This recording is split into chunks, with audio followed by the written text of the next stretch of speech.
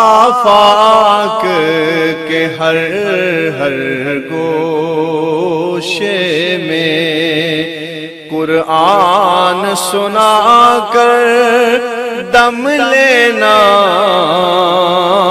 اب رکنا نہیں، اب تھمنا۔ اعوذ باللہ من الشیطان الرجیم، بسم اللہ الرحمن الرحیم۔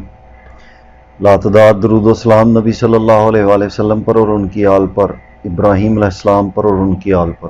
اللہ تعالیٰ سے دعا ہے کہ اللہ تعالیٰ ہمیں دنیا آخرت میں کامیاب فرمائے، ہماری مغفرت فرمائے اور ہمیں کفر، شرک اور بدعات سے بچائے، آمین ثم آمین۔ آج ہم شروع کریں گے سورہ نساء، جس کی پہلی آیت میں اللہ سبحانہ تعالیٰ فرماتے ہیں، اے لوگو اپنے پروردگار سے ڈرو، اے لوگو اپنے پروردگار سے ڈرو جس نے تمہیں ایک جان سے پیدا کیا اور اسی سے اس کی بیوی کو پیدا کر کے ان دونوں میں سے بہت سے مرد اور عورتیں پھیلا دی۔ اس اللہ سے ڈرو جس کے نام پر ایک دوسرے سے مانگتے ہو اور رشتے ناطے توڑنے سے بھی بچو، بے شک اللہ سبحانہ تعالیٰ تم پر نگہبان ہے۔ ایک جان سے مراد ابو البشر حضرت آدم علیہ السلام ہے اور ان کی بیوی، جس کے بارے میں اللہ تعالیٰ فرما رہے ہیں کہ اسی سے اس کی بیوی کو پیدا فرمایا، یعنی آدم علیہ السلام سے ان کی بیوی حضرت حوا علیہ السلام کو پیدا کیا۔ حضرت حوا علیہ السلام آدم علیہ السلام سے کس طرح پیدا ہوئیں، اس میں تھوڑا اختلاف ہے۔ کیسے؟ حضرت ابن عباس رضی اللہ تعالیٰ عنہ سے قول مروی ہے کہ حضرت حوا علیہ السلام یعنی آدم علیہ السلام سے پیدا ہوئیں، یعنی ان کی بائیں پسلی سے۔ ایک حدیث میں کہا گیا ہے، صحیح بخاری کتاب البداء الخلق اور صحیح مسلم کتاب الرضاع، آقا کریم صلی اللہ علیہ وآلہ وسلم کا فرمان عالی شان ہے کہ عورت پسلی سے پیدا کی گئی ہے اور پسلی میں سب سے ٹیڑھا حصہ اس کا بلائی حصہ ہے، تو اگر تم اسے سیدھا کرنا چاہے تو توڑ بیٹھے گا، اگر تو اسے سیدھا کرنا چاہے تو توڑ بیٹھے گا، اور اگر اس سے فائدہ اٹھانا چاہے تو کجی کے ساتھ ہی فائدہ اٹھا سکتا ہے۔ بعض علماء نے اس حدیث سے بھی استدلال کرتے ہوئے حضرت ابن عباس رضی اللہ تعالیٰ عنہ سے منقول رائے کی تائید کی ہے، جو حضرت حوا علیہ السلام کی تخلیق اسی نفس واحد سے ہوئی جسے آدم علیہ السلام کہا جاتا ہے۔ دوسری چیز اللہ سبحانہ تعالیٰ فرما رہے ہیں، رشتے ناطے توڑنے سے بچو۔ جو گناہ کبیرہ ہیں، جو بڑے گناہ ہیں، بڑے گناہ، ان میں سے ایک سب بڑا گناہ جو ہے وہ یہ ہے کہ رشتے داریاں توڑنا، رشتے داروں کو اگنور کرنا، یہ بھی بڑے گناہوں میں یہ گناہ شامل ہے، تو اس سے بچنا چاہیے۔ اور یتیموں کو ان کے مال دے دو اور پاک اور حلال چیز کے بدلے ناپاک اور حرام چیز نہ لو، اپنے مالوں کے ساتھ ان کے مال ملا کر کھا نہ جاؤ، بے شک یہ بہت بڑا گناہ ہے۔ اگر تمہیں ڈر ہو، پیچھے تو ہوگی یتیم کی بات، ابھی یتیم کی بیٹی کی بات ہو رہی، اگر تمہیں ڈر ہو کہ یتیم لڑکیوں سے نکاح کر کے تم انصاف نہ رکھ سکو گے تو اور عورتوں میں سے جو بھی تمہیں اچھی لگے اس سے تم نکاح کر لو۔ میں یتیم لڑکی کے بارے میں تھوڑی وضاحت کرنا چاہتا ہوں۔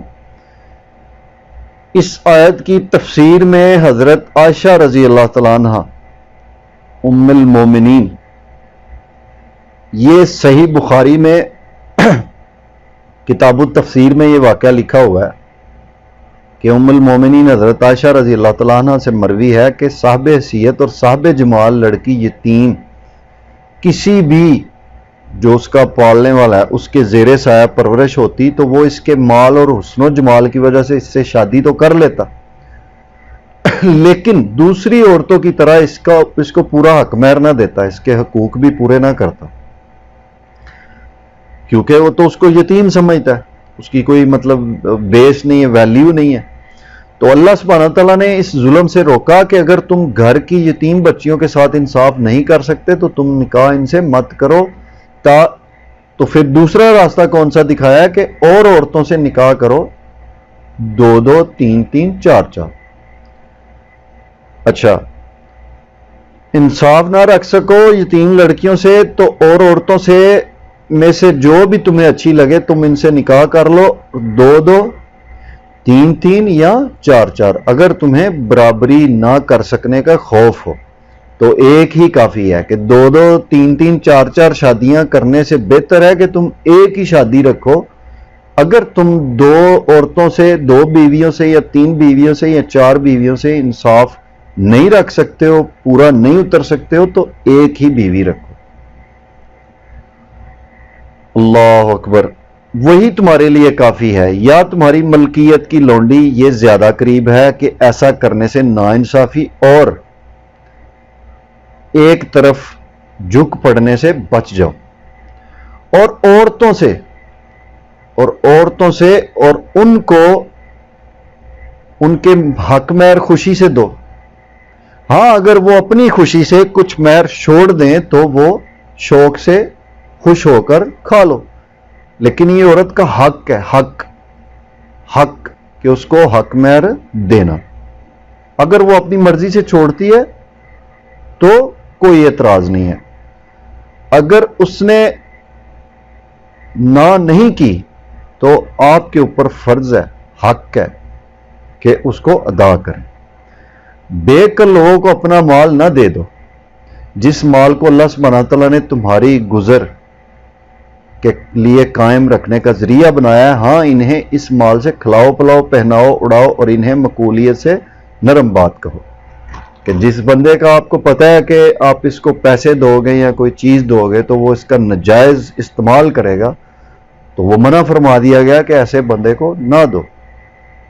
ہاں، اس کو کھلاؤ پلاؤ، کپڑے شپڑے لے کے دو، سارا کچھ، لیکن اس کو ملکیت نہ اس کی بناؤ کسی بھی چیز کو، تاکہ وہ جرم نہ کر سکے، گناہ نہ کر سکے۔ اور یتیموں کو ان کے بالغ ہو جانے تک سدھارتے رہو اور آزماتے رہو، پھر ان میں تم ہوشیاری اور حسن تدبیر پاؤ تو انہیں ان کے مال سونپ دو، اور ان کے بڑے ہو جانے کے ڈر سے ان کے مالوں کو جلدی جلدی فضول خرچیوں میں تباہ نہ کرو۔ مالداروں کو چاہیے کہ ان کے مال سے بچتے رہیں، کہ جو یتیموں کا مال ہے اس کو کھانا سخت ممنوع ہے۔ استعمال کرو، لیکن جب وہ جوان ہو جائیں، سوجھ بوجھ آ جائے تو ان کو ان کا جو حق ہے وہ ادا کر دو۔ ہاں، مسکین محتاج ہو تو دستور کے مطابق واجبی طور سے کھا لے، پھر جب انہیں ان کے مال سونپو تو گواہ بنا لو، دراصل حساب لینے والا اللہ سبحانہ تعالیٰ ہی کافی ہے۔ آگے بات آ رہی ماں باپ اور خویش و اقارب کے ترکہ میں مردوں کا حصہ بھی ہے اور عورتوں کا بھی۔ ماں باپ کے جو نزدیکی رشتہ دار ہیں ان میں سے مردوں کا حصہ بھی ہے اور عورتوں کا حصہ بھی۔ جو مال ماں باپ اور خویش و اقارب چھوڑ مرے، خواہ وہ مال کم ہو یا زیادہ، اس میں حصہ مقرر کیا ہوا ہے۔ یہ آگے پوری تفصیل آئے گی، ابھی کس کو کتنا حصہ، کیسے کیسے کیسے۔ اور جب تقسیم کے وقت قرابت دار اور یتیم اور مسکین آ جائیں، تقسیم کے وقت جب قرابت دار، یتیم، مسکین آ جائیں تو تم اس میں سے تھوڑا بہت انہیں بھی دے دو اور ان سے نرمی سے بولو۔ کہ جب تو آپ کوئی چیز بانٹ رہے ہو یا جو بھی کر رہے ہو تو کوئی اگر یتیم یا مسکین آ گیا، کوئی رشتہ دار بھی آ گیا، اس نے مانگا ہے یا نہیں مانگا ہے، آپ کو پتہ چل گیا کہ اس کو ضرورت ہے، یا اس نے اظہار کر لیا ہے کہ مجھے ضرورت ہے، تو نرمی سے بات کرو۔ حالانکہ تم نے دینا ہے اس کو، لیکن پھر بھی نرمی سے بات کرو تاکہ اس کو برا نہ لگے۔ اور چاہے کہ وہ اس بات سے ڈریں کہ اگر وہ خود اپنے پیچھے ننھے بچے چھوڑ جاتے جن کے ضائع ہو جانے کا اندیشہ رہتا ہے تو ان کی چاہت کیا ہوتی، پس اللہ سبحانہ تعالیٰ سے ڈر کر جچی تلی بات کہا کرو۔ اللہ اکبر۔ جو لوگ ناحق ظلم سے یتیموں کا مال کھا جاتے ہیں وہ اپنے پیٹ میں آگ ہی بھر رہے ہیں، ان قریب وہ دوزخ میں ہی جائیں گے۔ اللہ اکبر کبیرہ۔ اللہ تعالیٰ تمہیں تمہاری اولاد کے بارے میں حکم کرتا ہے، ماں باپ کے بارے میں بھی حکم ہے کہ ان کی اطاعت کرو۔ اور ماں باپ کو اولاد کے بارے میں بھی حکم کر دیا گیا ہے. یہ سمجھنے والی چیز ہے. یہاں پہ اللہ سبحانہ و تعالیٰ تمہیں تمہاری اولاد کے بارے میں حکم کرتا ہے کہ ایک لڑکے کا حصہ 2 لڑکیوں کے برابر ہے. ایک لڑکے کا حصہ 2 لڑکیوں کے برابر ہے. اور اگر صرف 2 ہی لڑکیاں ہوں، اگر لڑکیاں ہی ہوں اور 2 ہوں یا 2 سے زیادہ ہوں تو انہیں مال متورکہ کا 2/3 ملے گا. ٹھیک ہو گیا. اور اگر ایک ہی لڑکی ہو، اگر ایک ہی لڑکی ہو تو اس کے لیے آدھا ہے. اور میت کے ماں باپ میں سے ہر ایک کے لیے اس کے چھوڑے ہوئے مال کا 6واں حصہ ہے. جو بندہ مر گیا ہے اس کا جو ماں باپ ہے، یہ قانون ہے قدرت کا کہ اس کا جو ماں باپ ہے اس کے لیے اس کے چھوڑے ہوئے مال میں سے 6واں حصہ ہے. ٹھیک ہو گیا جی. اور اگر اولاد نہ ہو اور ماں باپ وارث ہوتے ہوں، اگر اولاد نہیں ہے، ایک میاں بیوی ہیں ان کی اولاد نہیں ہے، تو اس کی ماں کے لیے 3واں حصہ ہے. جو بندہ فوت ہو گیا اس کی اولاد نہیں ہے تو اس کی ماں کے لیے اسپیشلی اس کی جائیداد جو بھی ہے اس میں سے اس کا 3واں حصہ ہے. اللہ اکبر. یہ بڑی اتھینٹک اور صاف شفاف باتیں یہاں بیان فرمائی گئی ہیں سورہ نساء میں حصوں کے بارے میں. ہاں اگر میت کے کئی بھائی ہوں تو پھر اس کی ماں کا 6واں حصہ ہوگا. اللہ اکبر. اگر جو بندہ فوت ہو گیا ہے اس کے صرف ماں باپ ہیں پیچھے تو ماں کا 3واں حصہ ہے. اگر جو فوت ہو گیا اس کے بھائی ہیں ساتھ میں تو پھر ماں کا کتنا حصہ ہے؟ 6واں حصہ. یہ حصے اس وصیت کی تکمیل کے بعد ہیں جو مرنے والا کر گیا. کہ یہ جو حصے ہیں یہ بھی تب ہوں گے جب اس نے وصیت کی ہوئی ہے، یا ادائے قرض کے بعد کہ جو اس نے مطلب وصیت کی ہے کہ میرے مرنے کے بعد میرا فلاں جو مال ہے، فلاں جائیداد ہے، فلاں پراپرٹی ہے، وہ فلاں جگہ دینی ہے، ایسے کرنا ہے ایسے کرنا. اس کے بعد دوسرا آپشن کیا ہے کہ اگر وہ مر گیا ہے تو اس کے اوپر قرض ہے، تو جو اس نے دیا کسی کو وصیت کی ہے کہ میرا مال کسی کو دینا ہے، وہ دے کے، اگر قرض ہے قرض دے کے اس کے بعد تمہارے ماں باپ ہوں یا تمہارے بیٹے تمہیں نہیں معلوم ان میں سے کون تمہیں نفع پہنچانے میں زیادہ قریب ہے، یہ حصے اللہ تعالیٰ کی طرف سے مقرر کرنا ہے. بے شک اللہ سبحانہ و تعالیٰ پورے علم اور کامل حکمتوں والا ہے. بے شک اس میں کوئی شک نہیں ہے. اللہ اکبر.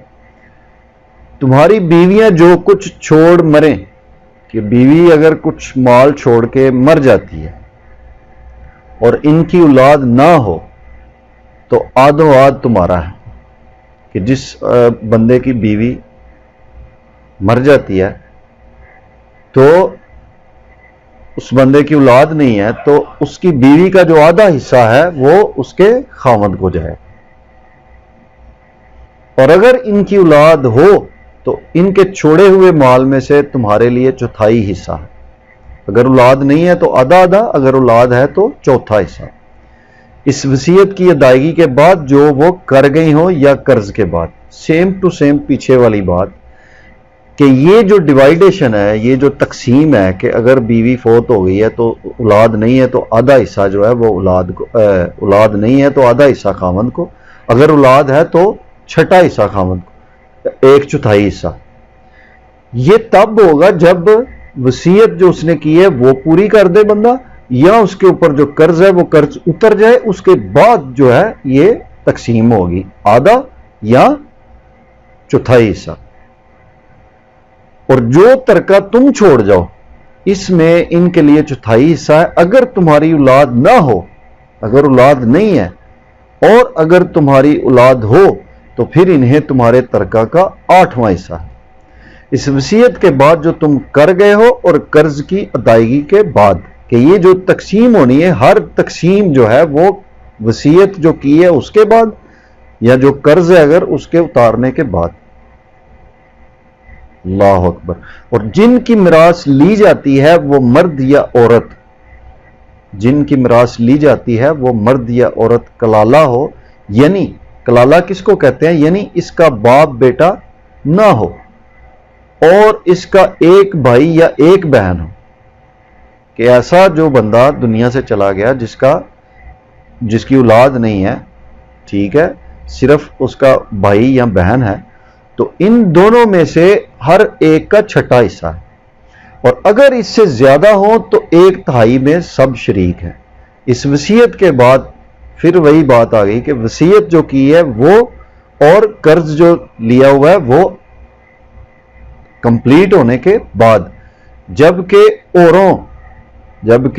اوروں کا نقصان نہ کیا گیا ہو. یہ مقرر کیا ہوا اللہ سبحانہ تعالیٰ کی طرف سے ہے اور اللہ سبحانہ تعالیٰ دانا اور بردبار ہے.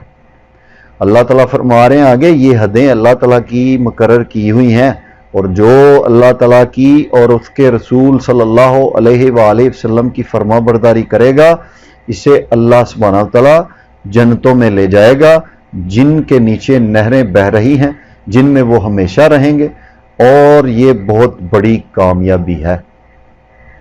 جو شخص اللہ سبحانہ تعالیٰ کی اور اس کے رسول صلی اللہ علیہ وآلہ وسلم کی نافرمانی کرے گا، جو اللہ تعالیٰ کی اور آقا کریم صلی اللہ علیہ وآلہ وسلم کی نافرمانی کرے اور اس کی مقرر حدوں سے آگے نکلے، اسے جہنم میں ڈال دے گا جس میں وہ ہمیشہ رہے گا. ایسوں ہی کے لیے رسوا کن عذاب ہے. اللہ اکبر. آگے فرمایا جا رہا ہے تمہاری عورتوں میں سے جو بے حیائی کا کام کریں، تمہاری جو عورتیں ہیں ان میں سے جو بے حیائی کا کام کریں، ان پر اپنے میں سے 4 گواہ طلب کرو. اگر وہ گواہی دیں تو ان عورتوں کو گھروں میں قید رکھو یہاں تک کہ موت ان کی عمریں پوری کر دے. اگر کوئی عورت بدکاری کرتی ہے اور 4 گواہ گواہی دیتے ہیں تو اس عورت کی سزا یہ ہے کہ اس کو ساری عمر قید رکھو جب تک موت نہیں آتی. کس میں؟ گھر میں. آگے پوری بات سننی ہے. یا اللہ سبحانہ تعالیٰ ان کے لیے کوئی اور راستہ نکال لے. ٹھیک ہو گیا جی. تم میں سے جو 2 افراد ایسا کام کر لیں انہیں اجازہ دو، تکلیف دو. اگر وہ توبہ اور اصلاح کر لیں تو ان سے منہ پھیر لو، بے شک اللہ سبحانہ تعالیٰ توبہ قبول کرنے والا اور رحم کرنے والا ہے. اللہ تعالیٰ صرف انہی لوگوں کی توبہ قبول فرماتا ہے جو بوجھا ندانی کوئی برائی کر گزریں. توبہ اسی کی قبول ہوتی جو مطلب جان بوجھ کے برائی نہ کریں، انجانے میں ان سے برائی ہو جائے پھر جلد اس سے باز آ جائیں. ایک تو انجانے میں ان سے برائی ہو جائے اور دوسرا جلدی سے اس سے پیچھے بھی ہٹ جائیں، باز بھی آ جائیں اور توبہ کریں تو اللہ تبارک و تعالیٰ بھی ان کی توبہ قبول کرتا ہے اور اللہ سبحانہ تعالیٰ بڑے علم و حکمت والا ہے. ان کی توبہ انہیں جو برائیاں کرتے چلے جائیں یہاں تک کہ جب ان میں سے کسی کے پاس موت آ جائے تو کہہ دے کہ میں نے اب توبہ کی، اور ان کی توبہ بھی قبول نہیں جو کفر پر ہی مر جائیں. یہی وہ لوگ ہیں جن کے لیے ہم نے المناک عذاب تیار کر رکھا ہے. نبی صلی اللہ علیہ وآلہ وسلم کی ایک حدیث ہے کہ لوگوں لا الہ الا اللہ کہا کرو، یہ نہ ہو کہ تمہارے اوپر موت مسلط ہو جائے اور تم سے یہ کہا نہ جائے لا الہ الا اللہ محمد رسول اللہ صلی اللہ علیہ وآلہ وسلم. ایمان والو تمہیں حلال نہیں کہ زبردستی عورتوں کو ورثے میں لے بیٹھو، انہیں اس لیے روک نہ رکھو، عورتوں کو زبردستی اپنے پاس نہ بٹھا کے رکھو، انہیں اس لیے روک نہ رکھو کہ جو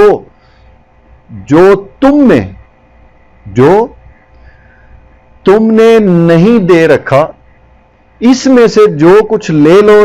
ہاں یہ اور بات ہے کہ وہ کھلی برائی اور بے حیائی کریں،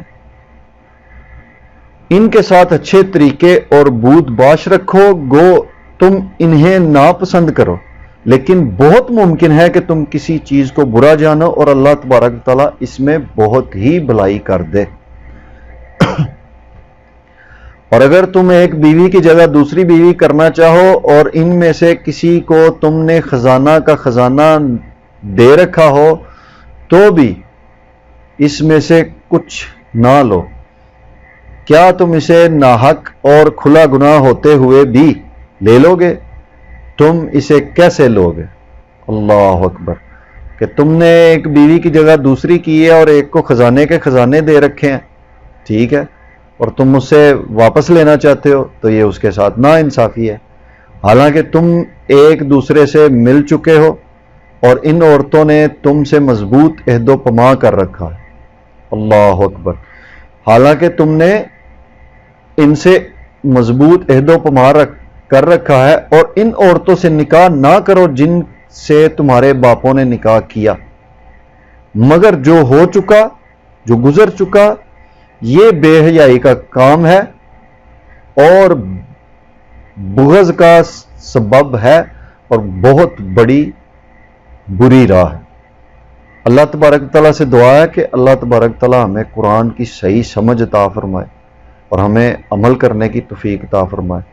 نبی صلی اللہ علیہ وآلہ وسلم اور ان کی آل پر لاتعداد درود و سلام رحمتیں برکتیں نازل فرمائے اور قیامت والے دن ہمیں جنت الفردوس میں جگہ عطا فرمائے، اور اللہ تعالیٰ ہمارے ماں باپ کی مغفرت فرمائے اور دنیا آخرت میں ہمیں کامیاب فرمائے۔ وما علینا الا البلاغ المبین، میرا کام تک پہنچا دے۔